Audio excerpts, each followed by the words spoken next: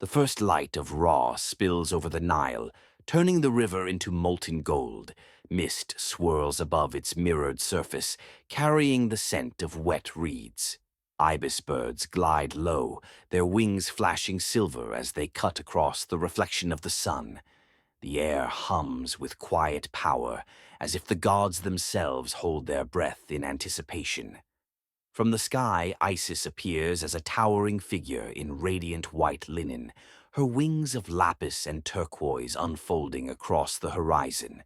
She opens her hand, releasing two glowing seeds, one golden as the midday sun, the other deep green as the river's heart.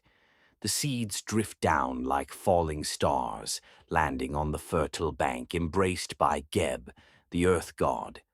The golden seed trembles, then bursts into life. From it rises Neferkari, skin gleaming like polished gold, hair flowing like soft mustard leaves kissed by morning dew. Her eyes carry the warmth of 1,000 dawns. The air shimmers around her as if welcoming a child of light. The emerald seed stirs, sprouting into remnifer, skin the green of fresh papyrus, hair like slender dark rao ram leaves, releasing a sharp, fragrant spice. His gaze is steady, deep as the Nile's hidden currents. He bows slightly toward Neferkari, and she smiles, their fates entwined before their first words. As they grow, their roots spread beneath the soil, tangling together like clasped hands beneath Geb's protection. They drink from the same underground stream, feeling each other's strength in every drop of water that rises through their stems. Under Thoth's silver moon, the Nile whispers against the shore. Neferkari and Remnefer sway gently in the night breeze, speaking in rustling leaves. They dream aloud of eternity, of standing side by side through every season, beneath every moon. One morning, a ripple stirs in the desert heat. From the horizon, Shu, god of air, strides forward. His form is vast and transparent, crowned with an ostrich feather that shimmers in the sun. Sand and wind coil around his towering frame as he draws near. Shu's voice is a deep, resonant wind. Neferkari, child of gold, your roots are not meant for this earth. Your place is in the sky, among the eternal breath. His eyes are kind, yet unyielding, as if his words are law written in the wind. Neferkari glances at Remnefer, her leaves trembling. Here, I have one who needs me, she whispers.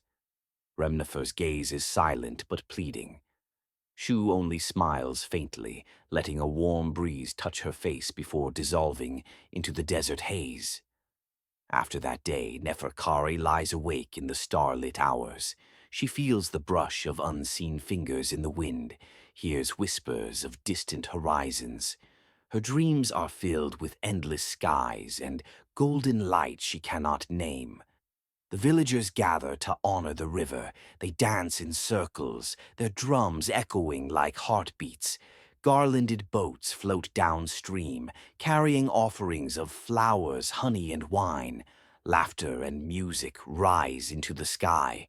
Without warning, clouds race over the sun. A low, unearthly howl sweeps across the land.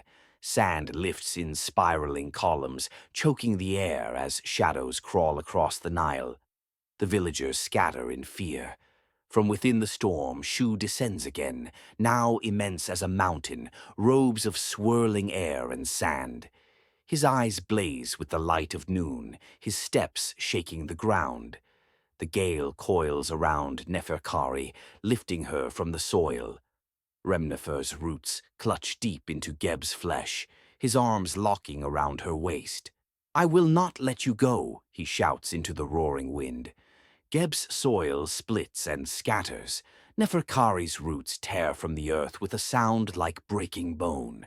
Her cry is lost in the thunder of wind as she is pulled upward. Blinding light engulfs her. Her golden hair streams behind like a comet's tail. Remnefer reaches into the sky, his hands closing on nothing but the vanishing warmth of her presence. Neferkari awakens in the lush, eternal garden of Osiris. a realm of silver lakes and flowers that never fade. Osiris himself greets her, holding the crook and flail. Here there is no withering, no sorrow. You have been chosen to dwell among the blessed. From the garden's high edge she gazes down through the layers of sky. She sees the desert, the Nile, and far below the lonely figure of Remnefer rooted in the dust. Shu appears beside her. Once lifted to the realm of breath, you cannot return. The balance of Maat demands it. His voice holds neither cruelty nor mercy, only truth. Her tears fall, liquid gold, but they vanish into light before they reach the mortal world. Her hands tremble as she releases them. On earth, Remnefer stands in the place where her roots once touched his. The wind that comes now carries only dust, and the memory of her scent. Geb rises from the soil, a giant with skin of sun-warmed stone and veins of green. I cannot return her to you, he says, but I can make your memory of her eternal. Remnefer's leaves grow darker, their edges sharper. The scent they release now carries a deep, lingering bitterness, a taste of longing that will never fade.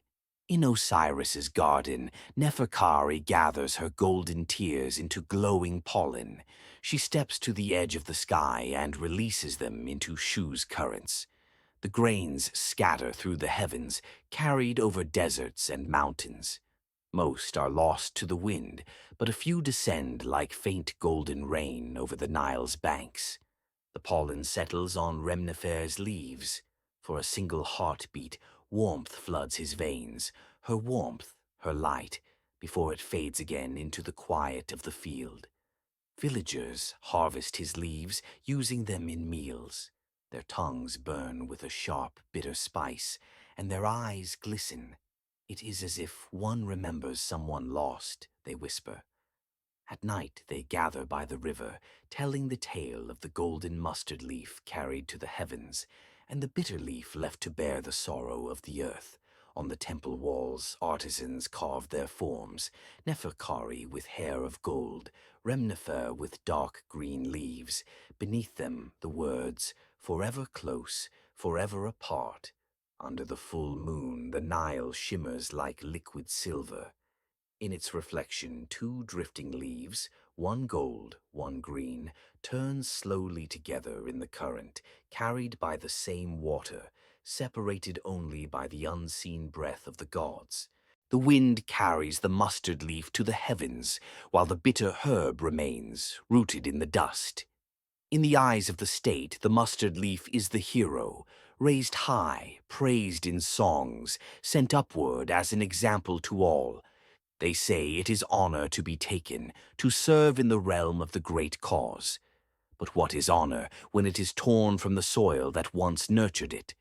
Those left behind, the bitter herbs, remain in the field, their roots shackled to the same dry earth.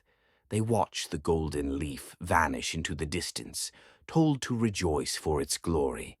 Yet the glory is not theirs, the hunger and the toil are. The wind is not gentle here. It is the same wind that strips the soil bare, that sweeps away the voices of the living.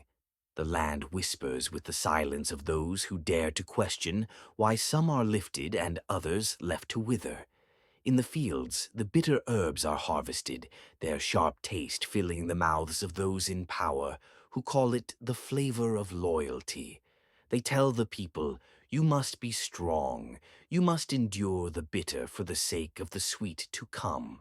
But the sweet never arrives. The seasons pass, the labor never ends, and the promised harvest is always just beyond the horizon. The golden mustard leaf. Perhaps it believes it has escaped, ascending to a place of eternal sun. Or perhaps it knows the truth, that it is only another offering, burned in the fire of the great machine, its ashes falling unseen back to the earth. And so the cycle turns. The wind will choose another leaf, another name to be sung. The fields will remain heavy with bitter herbs, and the people will keep swallowing the taste of sacrifice, told again and again that this bitterness is the price of belonging. In the end, the mustard leaf and the bitter herb are not so different. Both were born of the same soil, drank from the same rain, reached for the same sun. But one was taken to feed the myth, the other left to carry the weight of reality. That is the truth beneath the proverb. The wind carries the mustard leaf to the heavens, while the bitter herb remains to endure the world's bitterness. It is not the wind's kindness, nor the leaf's fortune, but the will of a system that values symbols over souls, sacrifice over life, and the story over the truth.